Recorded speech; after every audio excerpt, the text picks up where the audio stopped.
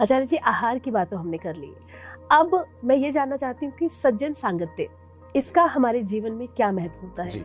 क्योंकि कहते हैं कि संगति हमारे जीवन में बहुत असर डालती है। जब हम एक टीन एज में आते हैं, उस वक्त जो हमारे दोस्त बनते हैं, वही दोस्त फिर हमारे ताउम्र चलते हैं, और वो कैसे होंगे, उनके साथ हमारा व्यवहार कैसा होगा और उनका हमारे ऊपर क्या इम्पैक्ट पड़ेगा, ये बहुत मैटर करता है। तो सज्जन सांगत्य का हमारे जीवन में क्या महत्व है, इसके बारे में? बिल्कुल, देखिए, कहते हैं जैसी संगत वैसी रंगत।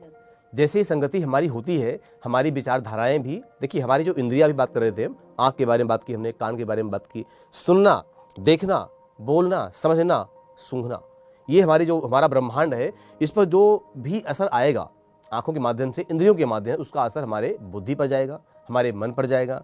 मन सुधरता कब है, बिगड़ता कब है? आंखों से देख करके, कानों से सुन करके। इसलिए संगति जैसी हमारी होगी, हम क्या देख रहे हैं उनके साथ, हम क्या सुन रहे हैं, हम क्या कर रहे हैं, ये सारा असर कहीं ना कहीं हमारे विवेक पर, बुद्धि पर, मन पर आता ही है। इसलिए प्रयास करें।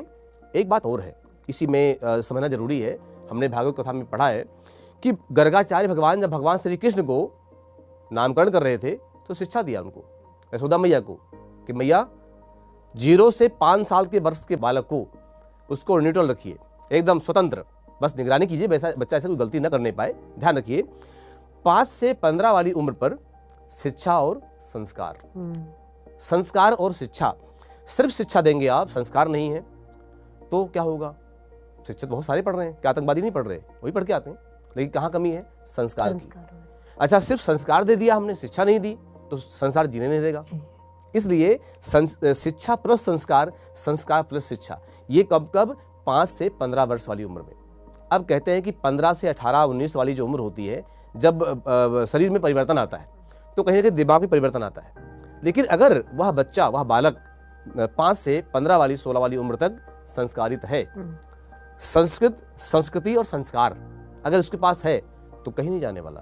आपने संस्कार रूपी रस्सी से बांध दिया इसको, अब कहीं जाएगा नहीं, वो नहीं भटकेगा। इसलिए कहते हैं जैसी संगत वैसी रंगत, तो संगति हमेशा अच्छी देनी चाहिए। जी, और इसलिए ये भी कहा जाता है कि संस्कार विहीन व्यक्ति जो है वो मनुष्य नहीं बल्कि जानवर